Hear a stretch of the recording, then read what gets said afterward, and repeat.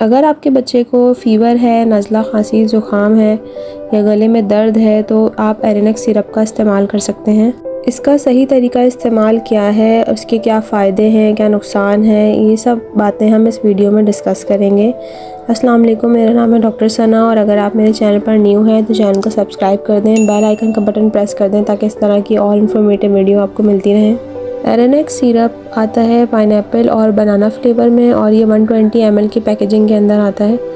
ये अगर आपके बच्चे को नज़ला, खांसी, ज़ुकाम या बुखार है तो आप उस सूरत में इसका इस्तेमाल कर सकते हैं। एरेनेक के फार्मूले में होता है एक आइबुप्रोफेन होता है 100 mg और एक सूडोएफेड्रीन अलावा होता है 15 mg। जो आइबुप्रोफेन होता है ये होता है बुखार के लिए, सोजिश के लिए और सूडोएफेड्रीन होता है नज़ला, खांसी, फ्लू के लिए होता है। अगर आपको नज़ला है, खांसी है, गले में दर्द है, बुखार हो रहा है, मसल में पेन हो रहा है और ख़ास तौर से बच्चों को जब वैक्सीनेशन लगती है उसके बाद जो उन्हें बुखार होता है उस सूरत में भी सिरप का इस्तेमाल किया जाता है। एरेनेक्स सिरप को आपने जिस तरीके से इस्तेमाल करवाना है वो तरीका ये है कि अगर आपका बच्चा 6 साल से छोटा है तो आपने इस्तेमाल इसे नहीं करवाना।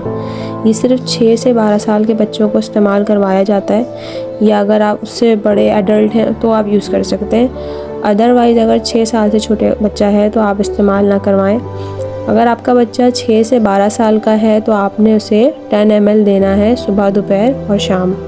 10 ml का मतलब ये हुआ कि आपने 2 टीस्पून देने हैं उसे सुबह, दोपहर और शाम।